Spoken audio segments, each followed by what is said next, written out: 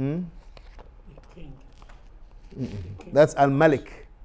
That's Al-Malik, the owner. So this is not Malik, it's Malik. Everyone say that? Malik.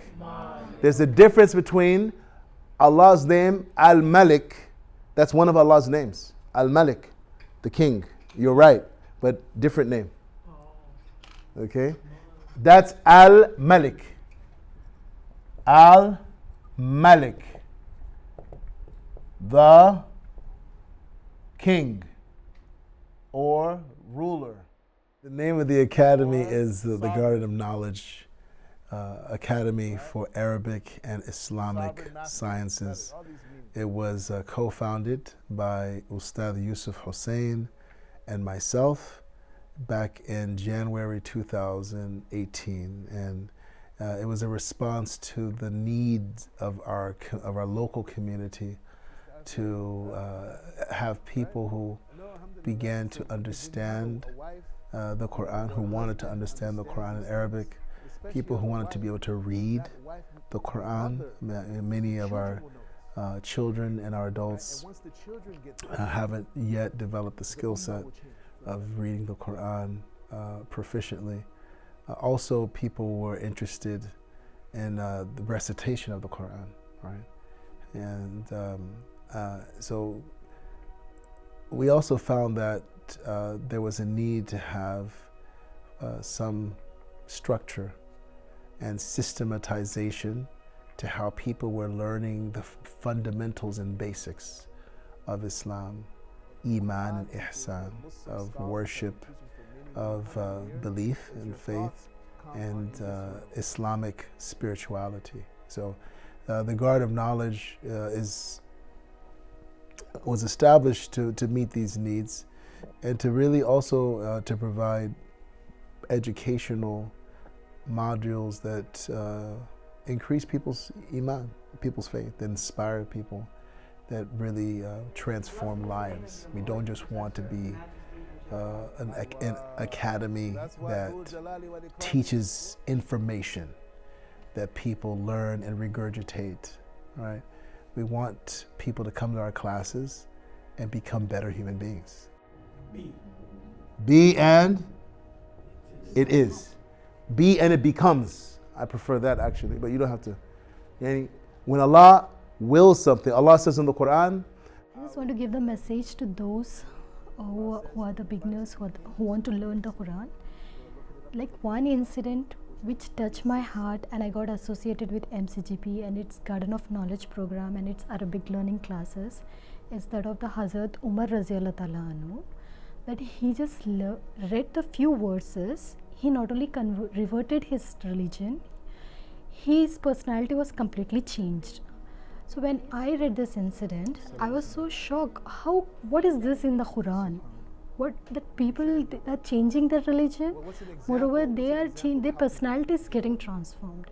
So I wanted to learn that. What is that? So Alhamdulillah, in the initial phase of it, Allah subhanahu wa ta'ala got me associated with Garden of Knowledge Academy. And from the past 1 year, I'm associated with it. And my last experience of Taraweeh in the last Ramzan, it was very, very nice.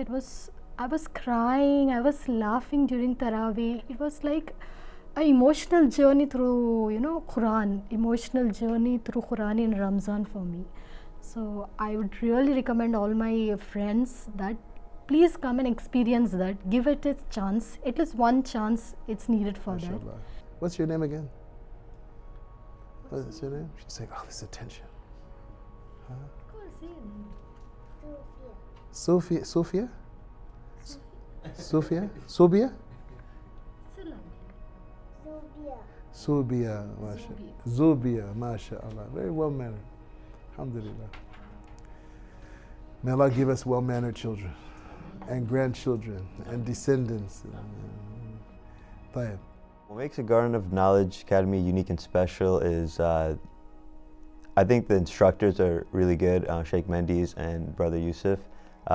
They're really organized, they record everything, they give assignments to keep you on track, and I think that makes a big difference. And then the people that come, They range from just people coming on their own to families, brothers, sisters, different ethnicities, nationalities. So you get a nice collaborative and diverse group of people. Okay, Al-Ghani. Remember Ghani Fawahimi?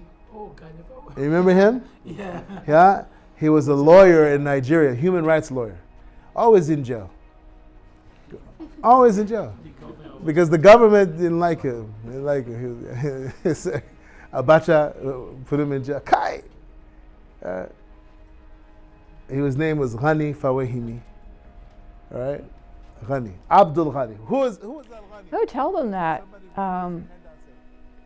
as a Muslim, our goal should be to reach the highest stage in the akhirah that we can, and that requires making effort. And what we're encouraged to do is to learn. We have to grow, and it's difficult to do that on your own just by reading books. You can to a certain extent, but being in the class, it kind of accelerates the process, and it exposes you to things that you would not ordinarily be able to get.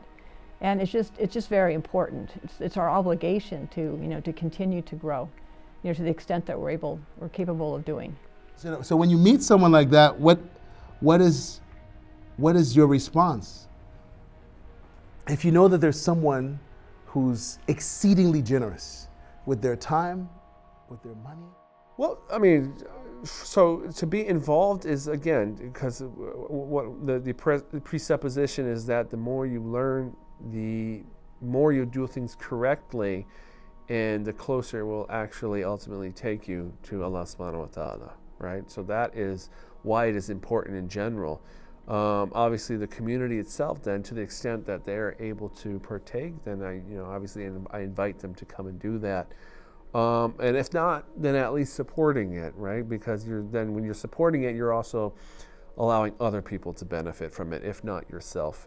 Perhaps many of our people in our community already have the knowledge, or they've learned it from elsewhere, but yet at the same time we would invite them to support it, because there are many who do not have that knowledge, and they need that knowledge. So I would say that's where the importance comes from.